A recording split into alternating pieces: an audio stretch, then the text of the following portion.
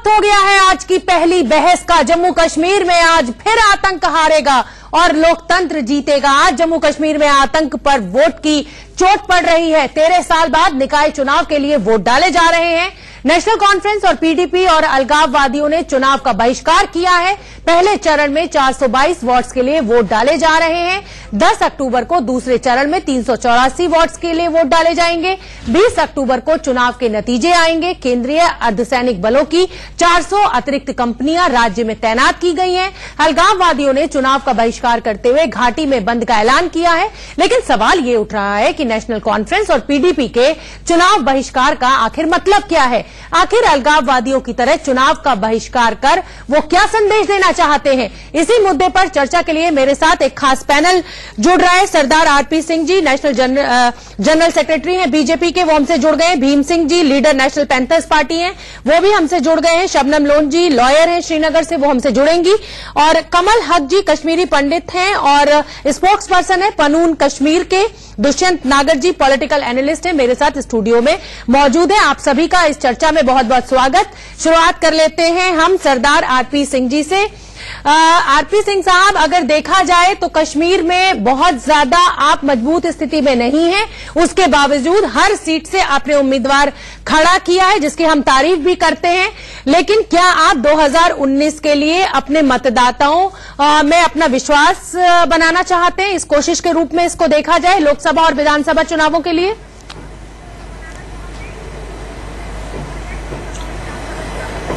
देखिए, इसको लोकसभा और विधानसभा चुनाव से नहीं जोड़ना चाहिए।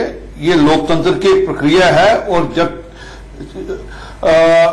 कॉर्पोरेशन की या विलेज पंचायत की निकायों के चुनाव होते हैं, उससे लोकतंत्र वहां पर मजबूत होता है जी। और कश्मीर के लोग कई सालों से इससे वंचित थे और अगर ये होगा तो इससे लोकतंत्र में लोगों का विश्वास जगेगा और जो लोग जीत कर आएंगे वो लोग नीचे इस प्रक्रिया में काम भी करेंगे। इसका भी एक लाभ वहां पे होगा जी। कहीं ना कहीं एमएलए और एमपी पे ही निर्भर था सारा काम। अब वहां पर जो लोग जी सुन रही हूं मैं।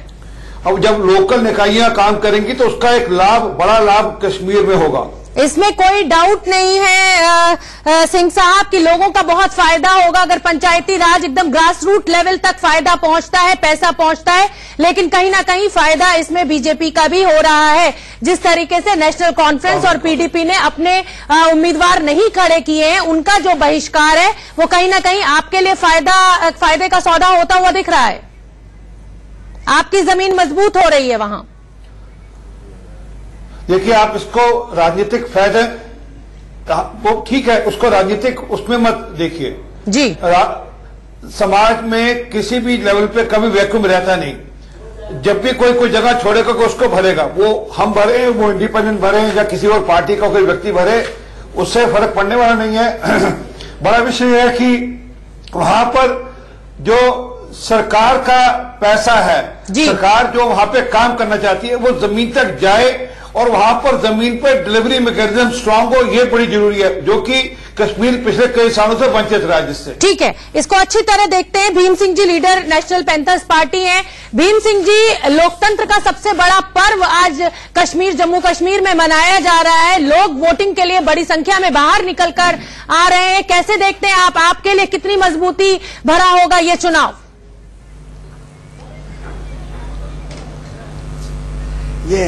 मैं नहीं समझता हूँ कि जम्मू कश्मीर के लोगों के लिए कोई नया चंबा हुआ है या कोई बहुत बड़ा जम्मू कश्मीर के लोगों की उन्नति का पैगाम हो। इससे ये बात समझनी चाहिए कि जम्मू कश्मीर में 3 यूनिट हैं, लद्दाख, कश्मीर वैली और जम्मू प्रांत। जब तक तीनों लोगों को, तीनों खित्तों को ऑर्गेनाइज नहीं किया जाता, जब तक तीनों की पूरा समर्थन नहीं आता, आप नहीं समझते हैं कि ये जम्मू कश्मीर के लोगों के लिए, स्टेट के लिए ये खुशी का पैगाम होगा जो कश्मीर में हो रहा है। मैं सोचता हूँ इसका हल निकल सकता था और लोगों से बात की जाती, लेकिन ये चुनाव दिल्ली से हो रहे हैं। और आरएसएस। सर लोग तो सर जम्मू कश्मीर के निकलकर सामने आ रहे हैं वोटिंग के लिए, तमाम डर उनको दिखाया गया है। आतंकवादियों ने धमकी दे दी है, अलगाववादी विरोध बंद बुलाया हुआ है, उसके बावजूद जम्मू कश्मीर के लोग हिम्मत दिखा रहे हैं और मतदान के लिए बाहर निकल रहे हैं। जम्मू कश्मीर के लोगों ने 1947 में हिम्मत दिखाई थी जब पाकिस्तान की तरफ से हमला हुआ। ये कश्मीरी थे, कश्मीरी मुस्लिम भाई थे जिन्होंने उग्रवाद को जम्मू कश्मीर नहीं आने दिया। आज भी जम्मू कश्मीर और लद्दाख के लोग सेकुलर हैं, भाईचारे में यकीन रखते हैं, जमहूरियत में यकीन रखते हैं, लेकिन दिल्ली का फैसला एक मजबूरी होकर जम्मू कश्मीर में भेजा जाएगा, उससे फायदा नहीं होगा। इसमें लोकतंत्रवाद की कोई ज्यादा मैं कहता हूँ उन्नति नहीं है कश्मीर के अंदर। काश के तीनों लोगों को कॉन्फिडेंस में लिया होता दिल्ली ने। ठीक है, आप बने रहिए हमारे साथ भीम सिंह जी। शबनम लोन जी भी जुड़ गई हैं। शबनम जी, स्थानीय निकाय चुनाव और पंचायती चुनाव आम लोगों के सशक्तिकरण के लिए आप कितना जरूरी मानती हैं? जी, चुनाव एक कॉन्स्टिट्यूशनल प्रोसेस होता है, ये बहुत जरूरी होता है, लेकिन सबसे जरूरी लोगों की पार्टिसिपेशन होती है डेमोक्रेसी में। तो देखिए, मेरे पास तथ्य हैं और इस वक्त तक 10:30 बजे तक जो मेरे पास रिकॉर्ड आया है, देखिए यहां पर बारामूला में 489 वोट्स पड़े हैं जी, श्रीनगर में बाग मेहताब में 5 वोट पड़े हैं, शंकरपोरा में 70 वोट पड़े हैं, मतलब आप ये पुलवामा में 5 वोट पड़े हैं, शबनम जी यमुना में 357, देखिए किसी जगह वोट पड़े। शबनम जी, बूंद बूंद से सागर भरता है। अभी 10:30 बजे हैं, 5 बजे तक वोटिंग होनी है। जम्मू कश्मीर के लोग हारेंगे नहीं अलगाववादियों से, आतंकवादियों से। नहीं, जम्मू कश्मीर के लोग अलगाववादियों से नहीं हारेंगे, लेकिन आप देख लीजिए यहाँ के लोग खुद पार्टिसिपेट नहीं कर रहे हैं। आप खामखा में हर बार गलत सोच में पड़ जाते हैं और आप इसी वजह से पॉलिसी पैरालिसिस है न्यू दिल्ली में। आप देख लीजिए शाम तक क्या हाल है। शबनम जी, हमारा सहयोगी आपको 50,000 लोगों को वोट देना है, उसमें अगर 1000 वोट निकल आता है तो आपके हिसाब से वो पार्टिसिपेशन है क्या? आप मुझे बताइए। अभी तो शुरुआत हुई है सुबह की। 25,000 ये तो आप लोगों को, शबनम जी ये तो क्या वो पार्टिसिपेशन है? शबनम जी, ये तो आप लोगों की जिम्मेदारी है। जम्मू कश्मीर के अगर सबसे ग्राउंड लेवल तक सहयोग पहुंचे, पैसा पहुंचे, विकास हो, तो इसमें आपत्ति क्या है आप लोगों को? लोगों का पार्टिसिपेशन है। जब किसी आतंकवादी का जनाजा निकलता है तो जिस तरीके से लोग उसमें अपना विरोध प्रदर्शन करते हैं, जम्मू कश्मीर के लोग दिल्ली के सरकार के साथ खड़े हुए हैं। बात जस्टिस है, इक्वालिटी है। आप देखिए, अभी आप कहेंगे, कभी तो आप कहते हैं कि पाकिस्तान यहाँ पर आतंक फैला रहा है। 4 कश्मीरी पंडितों को वो लाके जो आरएसएस के प्रवक्ता हैं बेसिकली, अभी कहेंगे सारे कश्मीरी मुसलमानों ने यहाँ के कश्मीरी हिंदुओं को भगाया। आपकी क्या पॉलिसी है? आप हमारे कश्मीरी मुसलमान के तई आपका क्या रवैया रहा है?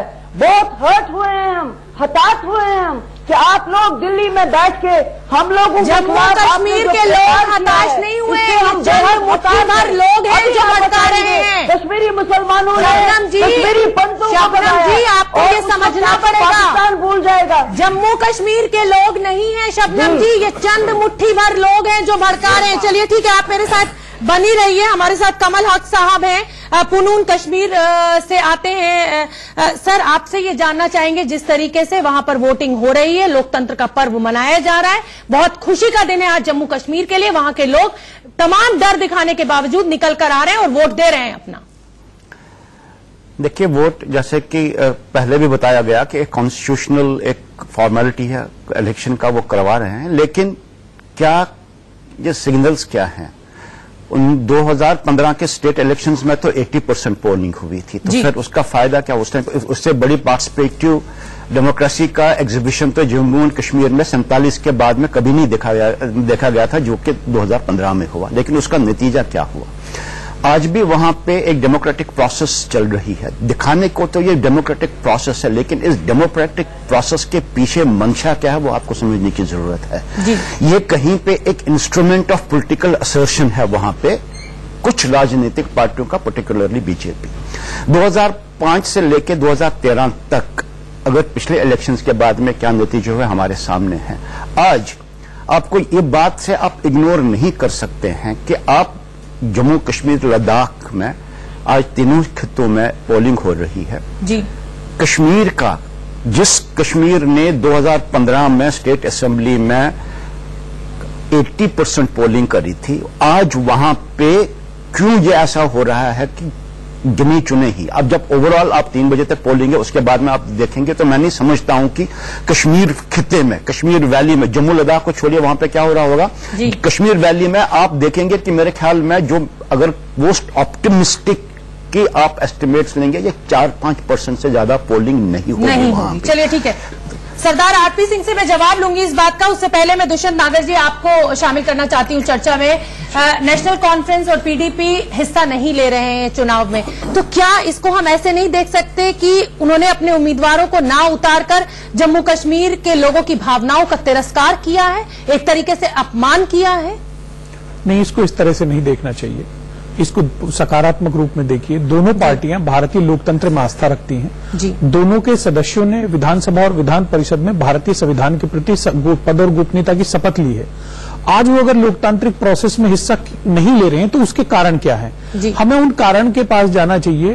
और ये आपने प्रोग्राम के शुरू में कहा भारतीय जनता पार्टी को तो फायदा है लेकिन लोकतंत्र को फायदा नहीं है। दोनों राजनीतिक दलों ने अगर चुनाव का बहिष्कार किया, उनको उसके क्या कारण थे, भाजपा ने, गवर्नर साहब ने उनको ढूंढ के और उनको मुख्यधारा में लाना चाहिए था, चुनाव का हिस्सा बनाना चाहिए था। ठीक है दुष्यंत जी, थोड़ी सी समय की पाबंदी, रुकना होगा। हम एक छोटे से ब्रेक के लिए, बहुत ही छोटे से ब्रेक के लिए हम रुक रहे हैं। तो एक बार फिर से पहली बहस में हम जुड़ते हैं। पहली बहस का मुद्दा यह है कि जम्मू कश्मीर में निकाय चुनाव हो रहे हैं, लोग बढ़ चढ़कर इन चुनावों में हिस्सा ले रहे हैं।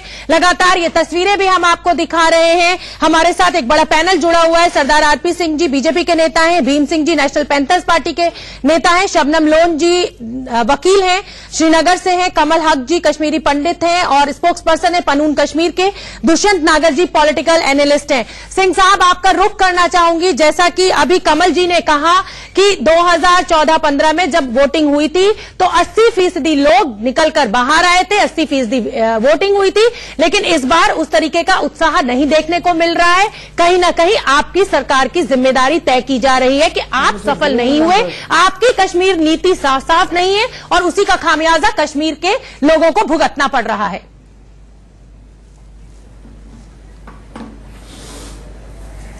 देखिए, कश्मीर नीति के मामले में तो बड़ा स्पष्ट कर दें कि कश्मीर में एक ही नीति है कि आतंकवाद से डटकर मुकाबला किया जाएगा और किसी प्रकार के आतंकी से कोई बातचीत का मामला सिलसिला चलेगा नहीं। और जहां तक चुनाव की बात है, मैं मानता हूं परसेंटेज ऑफ वोट कुछ कम होगी, अभी शाम तक पता लग जाएगा। ये कह रहे हैं 4-5%, मेरा मानना ज्यादा होगी, परंतु कम होगी मानता हूं। परंतु क्या इसके कारण से चुनाव ना हो?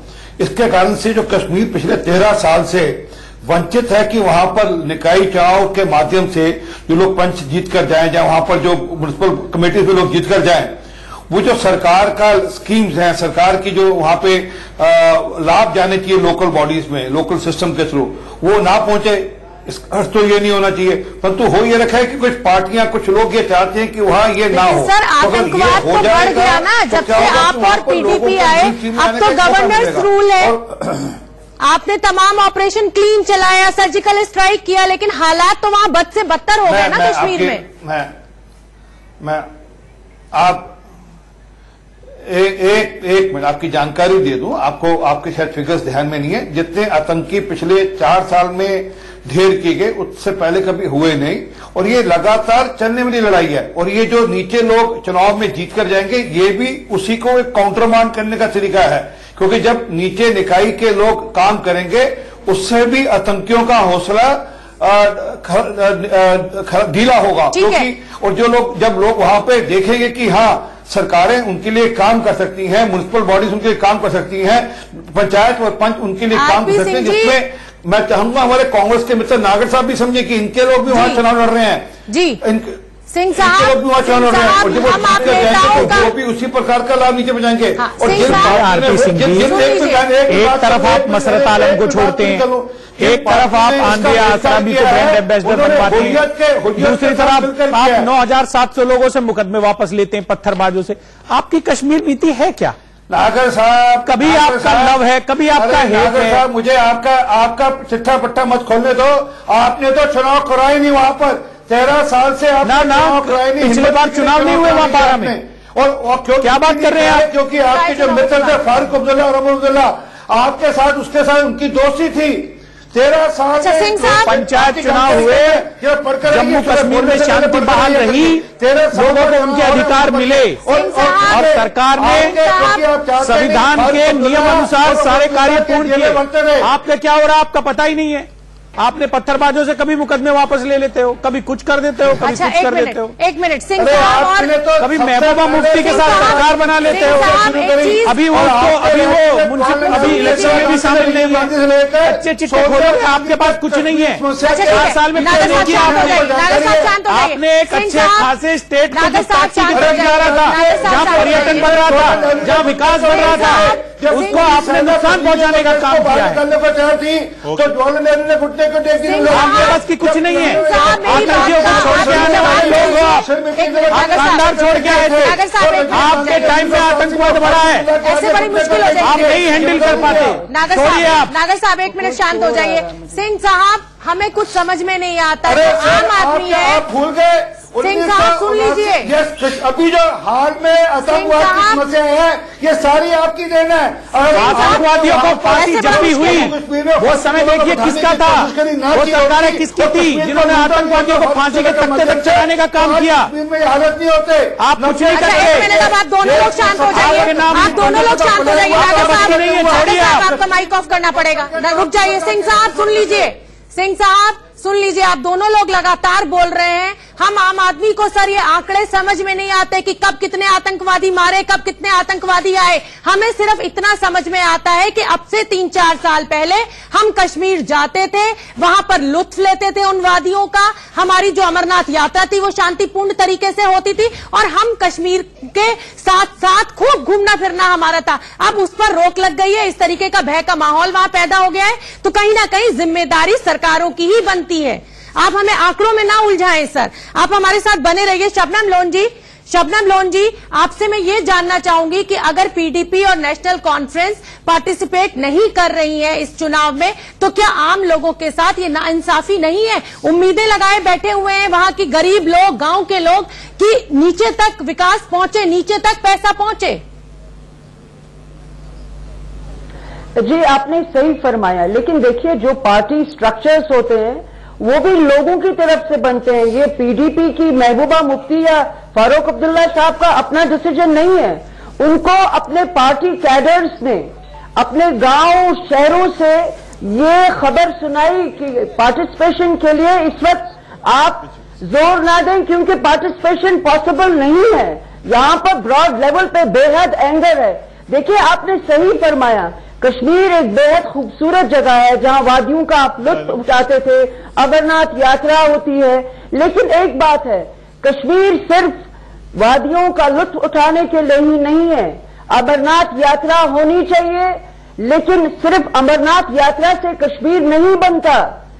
यहाँ का जो आम शहरी है हताहत है, और यहाँ पे जो पड़ोसी पैरालिसिस रहा है सेंट्रल गवर्नमेंट का राइट फ्रॉम दी 70 ईयर्स, 75 साल थे।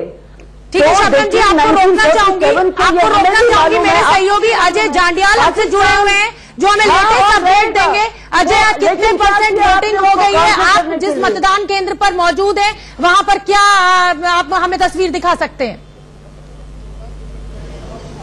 देखिए, मैं बता दूं, मैं इस वक्त सतवारी में हूं और ये सबसे ज्यादा वोटर वाला पोलिंग स्टेशन है और लगातार मेरे पीछे जो है वो कतार लोगों की लगी हुई है। लोग इंतजार कर रहे हैं कि उनका नंबर आए, वो वोट डाल सके। उन लोगों से भी पहले मैं बात करना चाहूंगा। आप मुझे बताएं, आप सुबह से यहां खड़े हैं, कितना जरूरी है ये चुनावों में भाग लेना और कितना इंतजार कर रहे हैं आप? ये बहुत जरूरी है। हमें संख्या बताइए वहां पर कितने लोग मौजूद हैं, कितने % वोटिंग अब तक हो चुकी है? बनेगा वो हमारी गली सड़कें वगैरह बनाएगा। देखिए, आपको बता दूं, यहां की अगर बात करें तो इस वक्त 30% से ज्यादा पोलिंग जो है हो चुकी है जम्मू डिस्ट्रिक्ट की बात करें, और यही हाल जो है वो राजौरी और बाकी इलाकों का भी है। और यही वजह है कि यहां पर लोग निकल कर आ रहे हैं, क्योंकि वो डेमोक्रेसी में विश्वास रखते हैं। वो इसी तरह से लगातार सुबह 7 बजे से पोलिंग शुरू हुई है, तब से ये जारी है। ठीक है अजय, आप हमारे साथ बने रहिए। कमल हक साहब, लोग निकलकर सामने आ रहे हैं, अच्छी खासी वोटिंग हो रही है।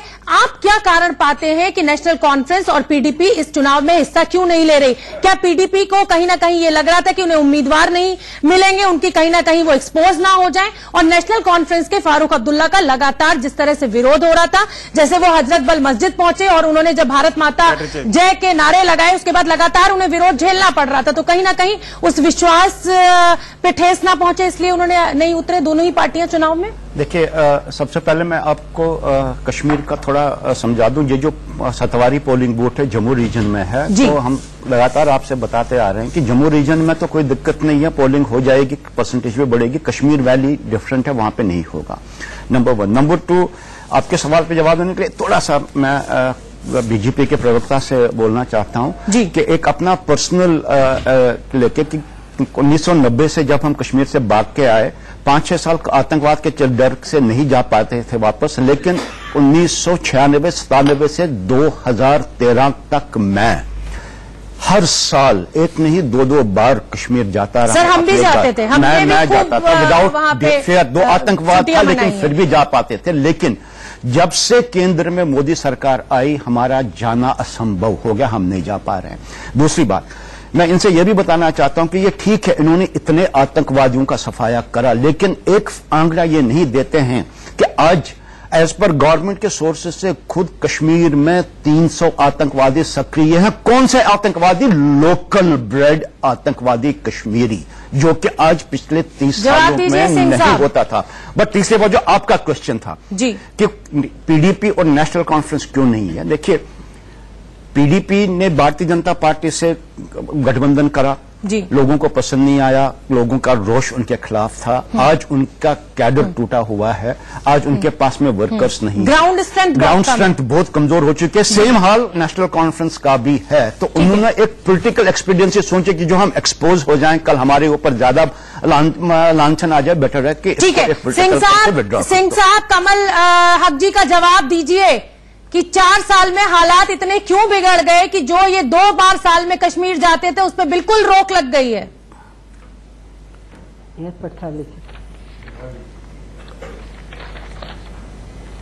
आवाज आ नहीं रही आपकी। सिंह साहब, आप मुझे सुन पा रहे हैं? जी, मैं जी दीजिए, जवाब दीजिए सर। जी, कुछ आवाज में कुछ प्रॉब्लम है ऑडियो में, पर समझिए बात को जी। मैं सर कमल हक साहब, मैं वहां पर 1992 से काम करता हूं कश्मीर में, आपकी जानकारी के लिए। मैं आतंकवाद जब पीक पे था तब मैंने वहां पर काम किया है 1992 से, और लगातार वहां पे काम करता हूं, और लगातार हर साल जाता हूं, हर साल वहां पे, हर साल कई दिन के लिए जाता हूं, और कई बार जाता हूं साल में। तो इसलिए कहने कश्मीर में जाने में दिक्कत छोड़ दिए। और जहां तक नागर साहब, 2008 में अमरनाथ यात्रा के दौरान में जो हालात हुए थे कश्मीर के, वो आप भूल गए।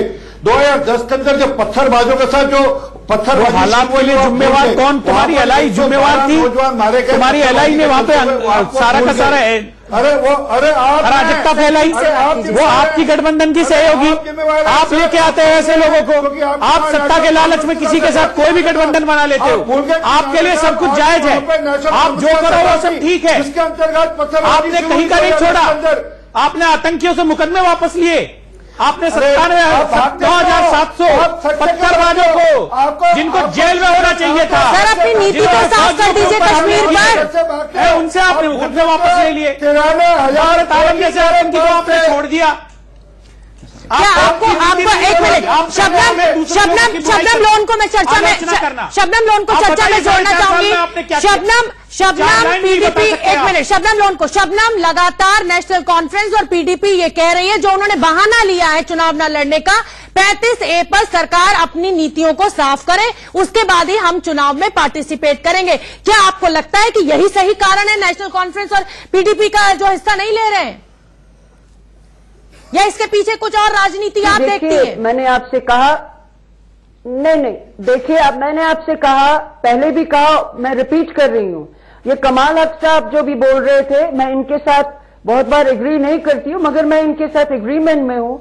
जो पिछले 4 साल से यहाँ पे हालात खराब हुए, और मेरा यकीन मानिए, मुझे बहुत दुख हो रहा है ये कहते हुए कि कश्मीरी जो वैली का है अब किसी भी चुनाव में पार्टिसिपेट नहीं करेगा।